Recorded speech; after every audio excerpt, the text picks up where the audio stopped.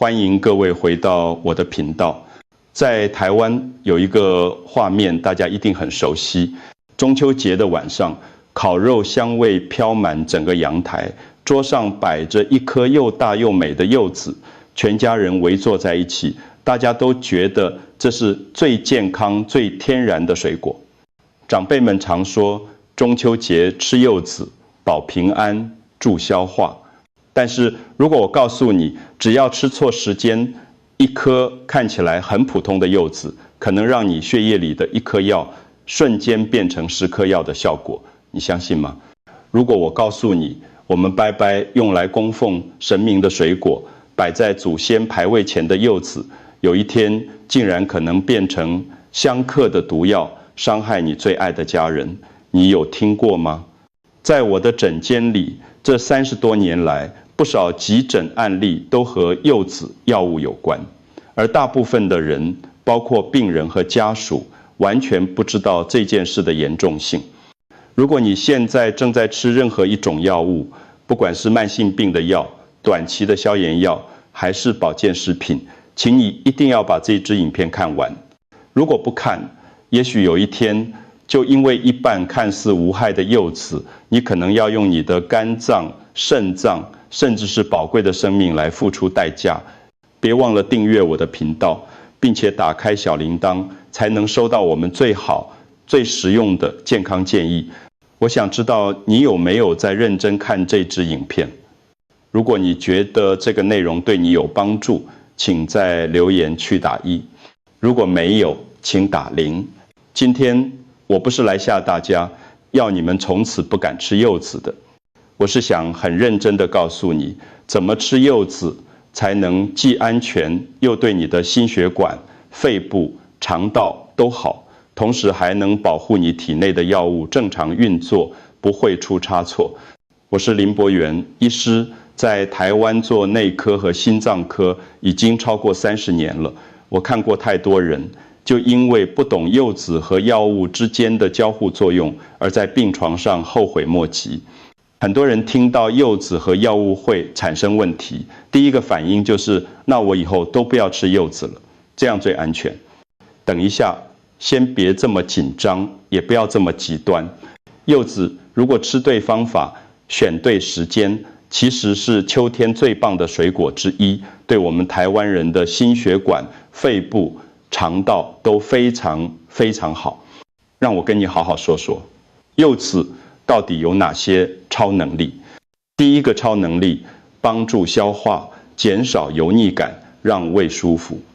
在台湾，中秋节烤肉，冬天围炉吃火锅，晚上逛夜市吃咸酥鸡和炸物，这些都是我们日常生活的一部分，对不对？吃完这些又油又腻的东西之后，胃会觉得胀胀的，很不舒服，甚至有点想吐。这时候，柚子就像是你胃里的清洁队，里面的天然酸性物质和消化酵素，可以帮助你把油脂慢慢分解掉，让你的胃轻松一点，不那么难受。第二个超能力，养肺，对抗秋天的前兆不适。秋天的台湾，东北季风开始吹，空气变得叫前兆，很多人会开始咳嗽，喉咙前痒，甚至便秘不顺畅。柚子里有很多水分，丰富的维生素 C 还有大量的膳食纤维，可以温和地滋润你的喉咙，让肠道蠕动更顺畅、更规律。第三个超能力，支持血管健康，帮助稳定血压。柚子含有很多钾离子，钠的含量很少，还有一些天然的生物类黄酮，能够增加血管壁的弹性。简单来说，血管就像家里的水管，越有弹性越柔软，就越不容易破掉、塞住或硬化。第四个超能力，帮助控制体重含稳定血糖。柚子吃了会有很好的饱足感，升糖指数也不高，很适合那些喜欢吃甜食、杂物，但又想要减重、控制血糖的人。所以你看，柚子根本不是健康的敌人，也不是什么危险的食物。相反的，如果你知道什么时候该吃，什么时候不该吃，它就是家里最珍贵的宝贝。但是就是因为它太好、太健康了，很多人就放心大胆的在吃药的时候也顺便吃柚子，结果严重的问题就从这里开始发生了。现在我要跟你讲一个医学界知道，但很少人会特别告诉病人的秘密。同样是一颗医生开给你的降血压药物，如果你用干净的开水吞下去，进入血液里的药物浓度是1。但是如果你在吃完柚子之后，或者用柚子汁配着吞药，这个血液中的药物浓度可能会突然变成5，变成10，甚至更高、更危险。为什么会发生这么可怕的事情？柚子里面有一群化学结构很特别的成分，我们医学上叫它呋喃香豆素 （Furanocoumarine）。这个名字你真的不用特别记起来。重要的是，这个东西会很直接、很强烈的干扰你肝脏里面负责过滤药物、代谢药物的重要系统。让我用一个大家都能听懂的比喻来解释。你的肝脏里面有一群很重要的酵素，就像是高速公路上认真执勤的交通警察一样。他们的工作是什么呢？就是指挥每一种进入身体的药物走对车道，用正确的速度分解、代谢、排出体外。这群肝脏里的交通警察有一个专业的名字，叫做 CYP3A4 酵素系统。那柚子里的呋喃香豆素到底做了什么可怕的事呢？它就像一群突然出现的暴徒，把这些辛苦工作的交通警察全部绑起来，打晕，让他们完全没办法执行任务，没办法工作。结果会怎么样？药物进入身体之后，没办法被正常的分解代谢，就一直卡在你的血液里面打转。药物浓度越堆越高，越积越多。你明明以为自己只吃了医生开的一颗药，剂量很安全，但是你的身体却在同一时间承受着好几颗药，甚至10几颗药的超高剂量，而且药盒上说明书上根本没有任何明确的警告标示。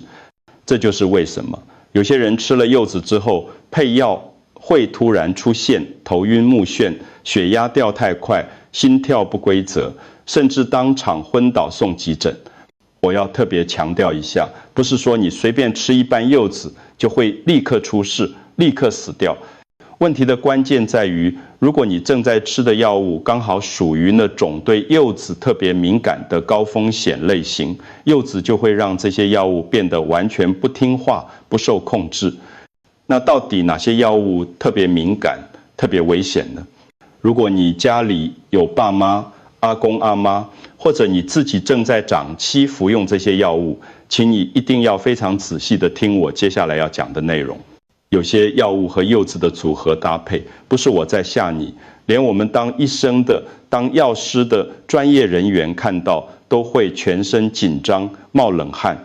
柚子加上接下来我要讲的这些药物，有时候真的不只是有点不好、有点风险而已，而是实实在在地在拿你宝贵的生命赌博。现在我要很清楚、很具体的告诉你，哪些药物最危险，最不能碰柚子。第一类，降血压药和心血管药物，特别是药名里有 dipine 结尾的钙离子通道阻断剂，还有降血脂的 statin 类药物。在台湾，非常多的老人家每天早上、晚上都在按时吃这些药，这是最常见的慢性病用药。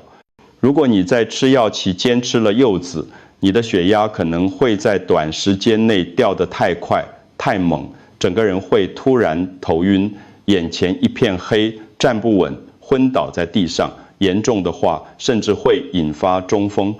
如果是 statin 类降血之药配上柚子，可能会造成全身肌肉严重疼痛，无力分解，甚至引发可怕的急性肾衰竭，需要立刻洗肾才能保命。就像你把一条已经老就脆弱的水管突然一次开到最大水量，水管很可能会当场爆掉，无法修复，第二类救命等级的心脏药物以及免疫抑制剂，特别是给做过器官移植手术的病人使用的药。这些药是专门给装过心脏支架的人、有严重心律不整问题的人、做过肾脏移植、肝脏移植的病人，长期使用的。这些病人的身体状况本来就已经很脆弱、很敏感了。如果他们在吃药期间配了柚子，可能会突然引发非常危险的心律不整、心脏跳动完全停止、移植的器官被身体排斥，或者药物毒性在体内暴增到无法控制的程度。第三类，安眠药、抗焦虑药、镇静剂。在台湾真的非常多的中年人、老年人，因为工作压力大，长期失眠，睡眠品质很差，每天晚上都必须依靠这些药物才能入睡。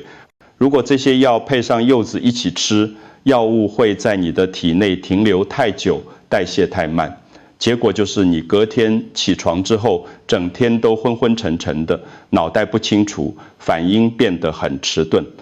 这样的状态非常容易在走路、上下楼梯的时候突然跌倒，撞到头、骨折。特别是老人家最害怕、最危险的股颈骨折，很多老人家就是因为这样跌倒之后，从此卧床再也站不起来了。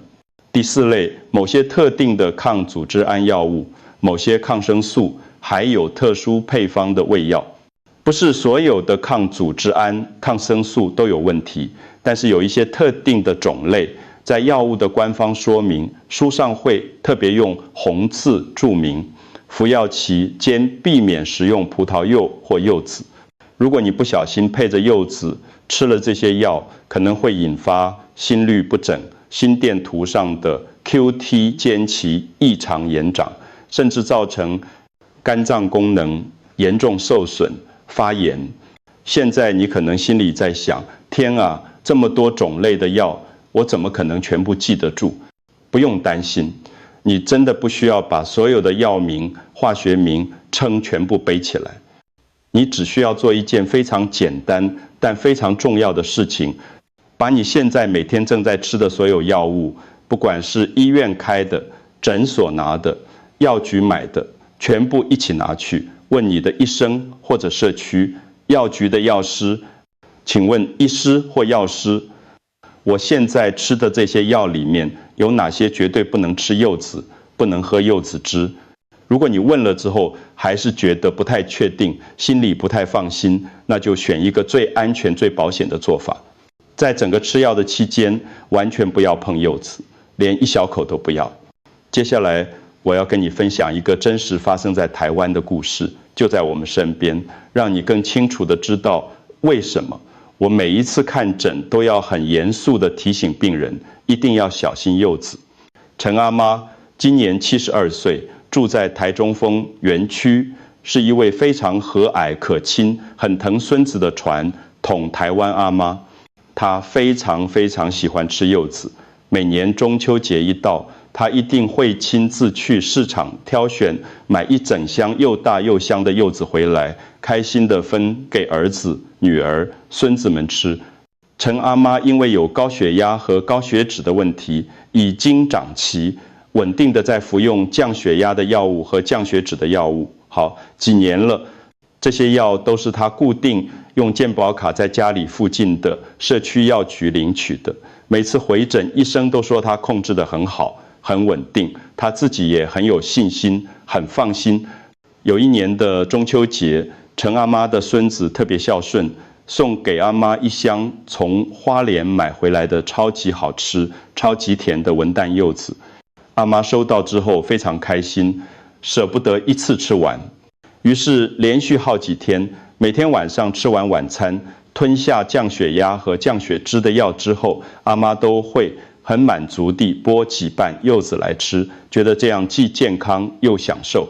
但是就在连续吃了3、4天柚子之后的某一个早上，陈阿妈突然觉得头非常晕，眼前一片模糊，整个人站不稳，然后就直接在客厅的地板上跌倒了，脸色发白，冒冷汗。家人发现之后吓坏了，立刻打119叫救护车，赶快把阿妈送到医院急诊室。到了急诊之后，医生紧急帮阿妈做检查，发现她的血压掉得非常低，非常危险，而且抽血报告显示，她的肌肉酵素指数和肾脏功能指数都飙升得非常高，情况很不乐观。急诊医生非常仔细，反复地询问阿妈和家属最近有没有吃什么特别的东西，有没有换药，有没有漏吃药。经过一轮又一轮的询问和回想，医生终于抓到了关键。这几天阿妈每天吃药的时候都有连续大量的吃柚子，还好这次发现的够早，医疗团队处理得很及时。陈阿妈在住院治疗，密切观察好几天之后，终于慢慢恢复稳定下来，捡回了一条命。每次想起陈阿妈的这个案例，我都会很认真、很诚恳地跟每一位病人说，水果不是永远都无害、永远都健康的。真正重要的关键是你在什么时候吃它，你把它跟什么东西一起吃进肚子里。也许现在正在看影片的你，或者你的爸爸妈妈、阿公阿妈，正处在跟陈阿妈非常相似的情况，只是意外还没有发生，还没有爆发而已。其实说真的，我们生活中很多看起来很严重、很可怕的健康意外，都是完全可以提前避免的。只要家里有一个人，哪怕只有一个人知道，记住我接下来要讲的72小时铁律就够了。什么是72小时铁律？这个规则到底在讲什么？在你开始吃会跟柚子产生严重交互作用的药物之前的72小时，以及吃完药之后的72小时之内，这整整6天的时间里，你绝对不能吃柚子和任何含有柚子成分的制品。为什么一定要这么严格？因为你的肝脏需要足够的时间，慢慢的让那些被柚子绑架的交通警察酵素重新恢复功能，重新长回来，重新开始正常工作。现在我把所有正在看影片的观众朋友分成2大组。第一组，每天都必须按时吃慢性病药物的人，例如降血压药、心脏病药、降血脂药、严重心血管疾病的药。如果你是这一组的人，我的建议非常明确，最好的做法就是在整个吃累期间，完全跟柚子说再见，或者你只能在医生亲自明确的确认过没问题的情况下，才能小心少量的吃一点点。第二组，只需要吃几天药的人，例如感冒药、消炎药、短期抗生素等等。如果你是这一组的人，我的建议是，在你准备开始吃药之前，至少3天完全不要吃柚子。在你吃完最后一颗药之后，再耐心等3天，确认药物完全代谢干净了，才可以放心的吃柚子。那我们要怎么在家里自己动手检查药柜呢？步骤1，把你自己和所有家人现在正在每天吃的所有药盒、药袋、药罐全部拿出来，一个都不要漏掉。步骤2，仔细找到每盒药里面附的说明书，或者直接把每一盒药的药名、成分清楚地拍照存档。步骤3，带住这些药盒或照片，亲自去问你的医生或者住家附近你信任的社区药局药师，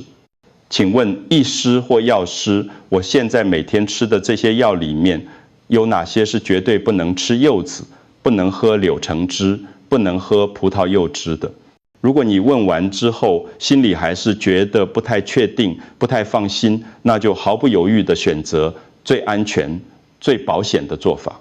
在整个吃药的期间，完全不要碰柚子，一口都不要吃。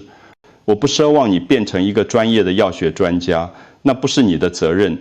我只是真心希望，在每一个台湾的家庭里面，至少能够有一个人清楚地懂得这个简单但可以救命的原则，好好的保护全家人的健康和安全。接下来，我要很仔细地告诉你，到底怎么吃柚子才能够既安全又健康。如果你能够小心地避开跟药物一起吃这个最大的地雷，柚子其实还是台湾秋天送给我们最珍贵、最棒的天然礼物之一。吃柚子一定要记住的3大黄金原则。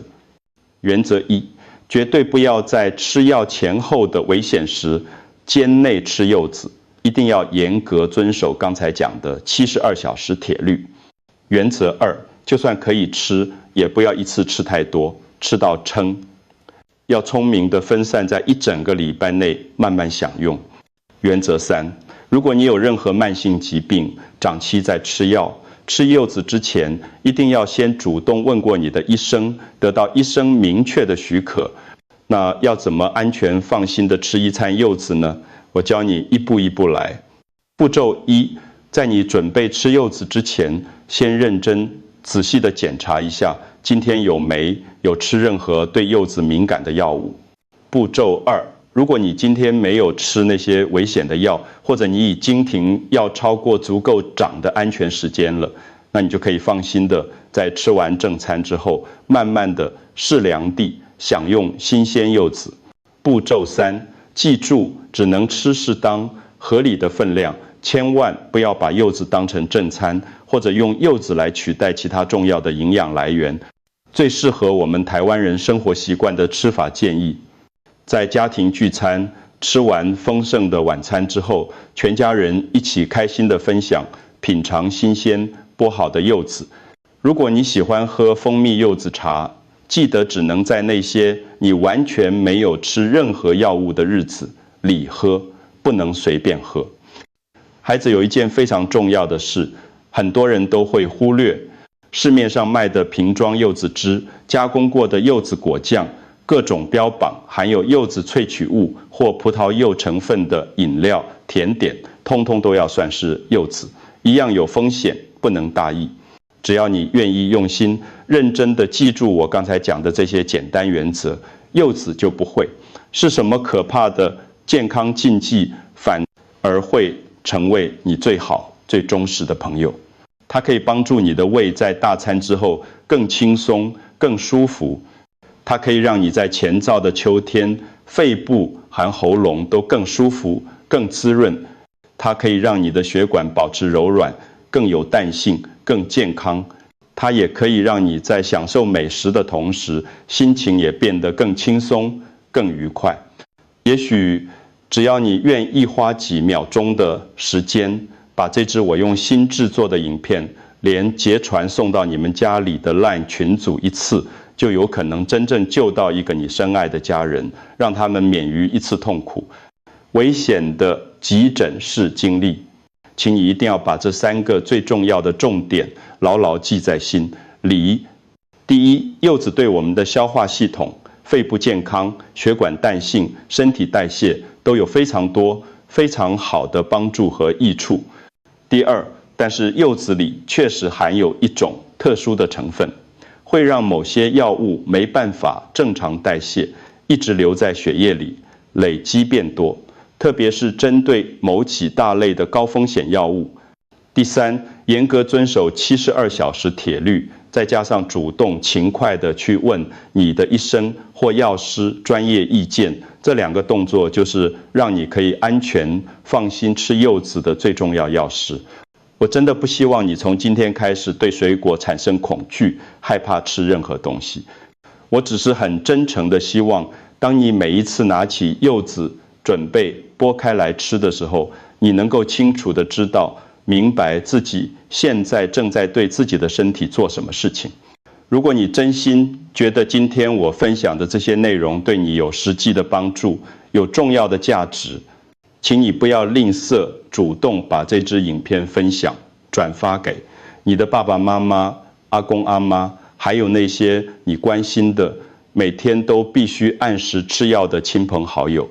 说不定你今天这个看似很小、很简单的分享动作，在未来的某一天会正成为让你全家人都能平平安安、健健康康、多活好几年，甚至好几十年的重要原因。